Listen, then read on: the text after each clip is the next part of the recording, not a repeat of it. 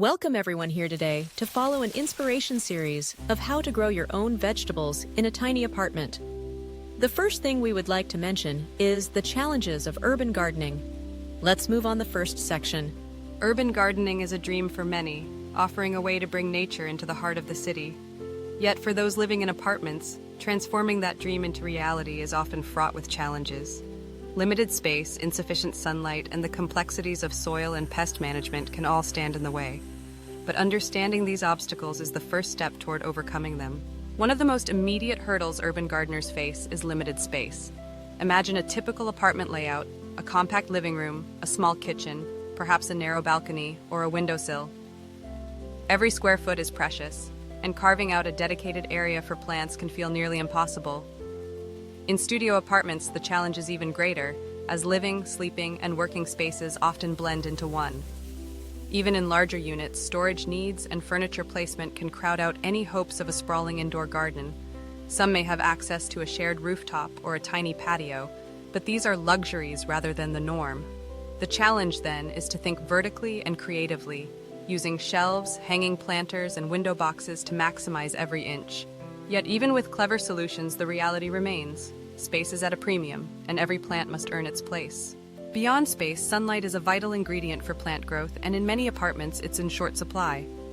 Tall neighboring buildings, overhanging balconies, and small windows can all conspire to leave living spaces bathed in shade for much of the day. Determining how much sunlight your apartment receives is crucial. Begin by observing each potential gardening spot throughout the day, noting when and where the sun hits. South-facing windows typically offer the most consistent light, while north-facing ones may receive very little. East-facing windows welcome gentle morning light, and west-facing ones catch the intense afternoon sun. Once you've mapped out your sunlight patterns, you can choose plants accordingly, opting for shade-tolerant varieties if sunlight is scarce, or sun-loving species if you're fortunate enough to have a bright spot. For those with minimal natural light, supplementing with grow lights becomes essential. Modern LED grow lights are energy efficient and can be tailored to provide the specific spectrum of light plants need. By positioning these lights above or alongside your plants, you can mimic the effects of natural sunlight, giving your indoor garden a fighting chance. Soil and pest management present another set of challenges unique to apartment gardening.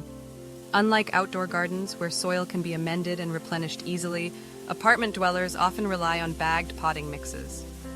While these are convenient, they can dry out quickly in small containers and may lack the rich microbial life found in outdoor soil. Over time, nutrients are depleted and regular fertilization becomes necessary to keep plants healthy. Watering, too, requires careful attention. Too much can lead to soggy roots and mold, while too little leaves plants parched. Then there's the issue of pests. Even in the cleanest apartments, tiny invaders like fungus gnats, spider mites, and aphids can find their way in, hitching rides on new plants or slipping through open windows. Without natural predators, these pests can multiply rapidly.